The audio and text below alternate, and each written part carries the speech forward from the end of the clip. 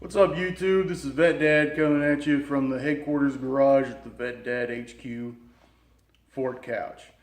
Today's my first YouTube video, and what we're going to be discussing today is I'm going to rattle can paint my Rock Island Arms 1911. Now, some people say, why would you paint a 1911, let alone paint a gun at all? Well, the fact of the matter is, when you are people like me and some other people out there, the cool factor is just, it's overwhelming. And black guns are just, they're so 5 minutes ago. Everybody wants to rattle can something now. You all want a custom paint job. Well, guess what? You can do it yourself at home in your garage with rattle can paint. Why do I use rattle can? Well, quite frankly, when I was deployed, the SF guys we were around, they just rattle canned all their stuff. So why not? Plus, it's easy to just paint back over when you don't like it or you want to change it up. So I'm not going to make this a long video like some other people with a big tutorial whatnot. So I'm just going to show you step by step what I'm doing, how I do it, and maybe we'll see what you think. Alright, so first off, like I said, Rock Island Arms 1911.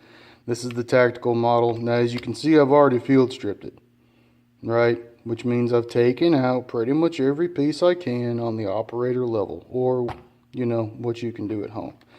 So, what I end up with is pretty much the empty shell of a gun here. Well, you don't want paint to get inside that, right? So what do we need? Painter's tape. Alright, so we got this guy pretty much taped up. As you can see, you probably might have noticed I had a set of Hogue rubberized grips on this guy. I went ahead and took those off. Reason being, spray paint and rubber do not like each other. They will not mesh well. They met one time at a party, words were exchanged, now they just can't stand each other. But as you can see, I've taped up the ejection port, these parts here over the magazine well, where the grip was covering. I went ahead and put some tape, you can't really see it on the inside here, where the takedown rod goes. You want to avoid getting as much spray paint inside your weapon as possible because you don't want anything else gumming it up. And then right here you can also see where I taped up the front and rear sight aperture. Reason being for that, I really don't want my sights to be camouflaged in case I'm shooting at something wearing green or something green or brown or tan. I don't want my sights to blend in with what I'm trying to shoot at. So let me show you what we're working on. Welcome to my paint studio. Now, since I am working in my garage, and you know, lights aren't the best quality in a garage, I went ahead and put up my two little LED work lights. Picked those up at one of my favorite stores, Rural King. If you don't have one in your area, you need to go ahead and write your congressman, get that fixed pretty quick. And now for the paint. As you can see, Rust-Oleum camouflage rattle can paint. Olive green, tan, brown. You don't really need much else. Alright, hey, check this out. Caveat side note number one, you need to do this in a well ventilated area. It's cold outside, so my garage is a little bit closed, but I got some airflow going that way to try to push all the paint fumes out. I really don't feel like dying in my garage when my kids are inside. My wife's at work, so wouldn't be cool. Alright, be back in a second. Alright, as you can see, I got the first base coat on there. We went ahead and went with tan on this base coat. I'm not quite sure exactly what I'm going to do with this thing yet, but I just went ahead and chose tan. So you're going to want to let that dry first. See what you missed. See what you want to touch up. It's Krylon spray paint, so it doesn't take more than just a few minutes to go ahead and get dry enough for you to check it out. Alright, so I went ahead and put went back over my base coat of tan here. I had a couple of spots that were getting a little blotchy. I know some people are probably going to comment on the fact I didn't tape up the bottom of the magazine well or put any tape in the muzzle. Quite frankly, I'm just trying to avoid those areas. I think if you're careful enough, you can just kind of avoid them. Just tape up the big parts and the really important stuff there. So the next thing is, I know some people use a lot of different stuff to put camo patterns on. My personal favorite is just a piece of LSS camo netting, or Marines like to call it cami netting. Stuff that you drape over vehicles to try to hide them in the woods or in the desert, or some other type of in-place fighting position.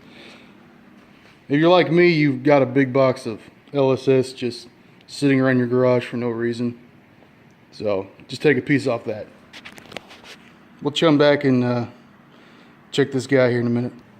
All right, we're not quite dry, but I feel like we're dry enough. We're gonna go ahead and put some more colors on here.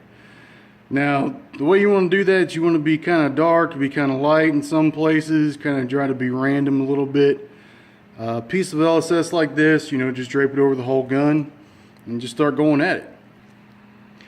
All right, so this is what we ended up with on this side. I'm gonna go ahead and let that dry a bit, but as you can see, it's got blotches of green, blotches of brown, it's got that nice tan base coat.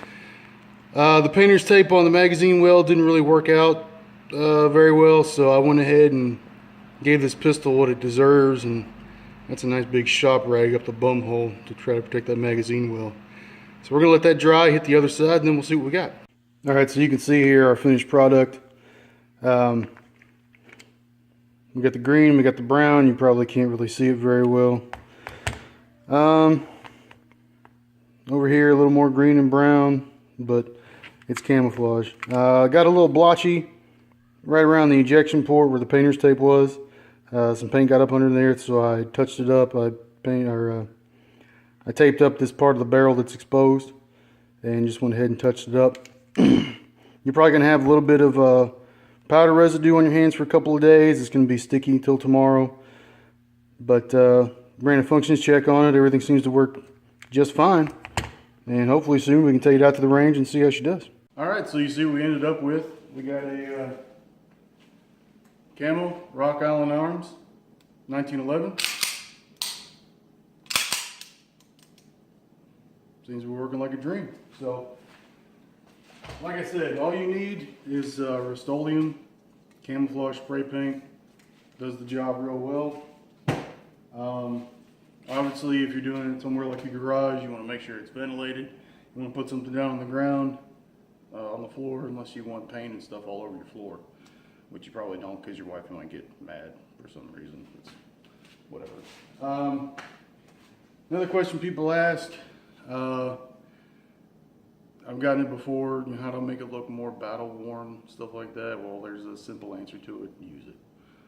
Take it out to the range, put a few boxes of ammo through it.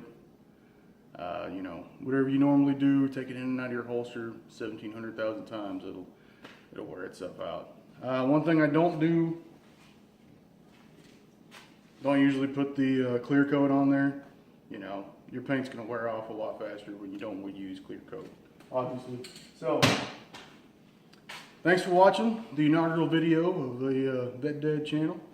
Go ahead and give me a comment down the bottom if you got some constructive criticism, or you know, want to tell me how good of a job I did, or you just want to leave a hateful comment. I don't really care. That's cool, man.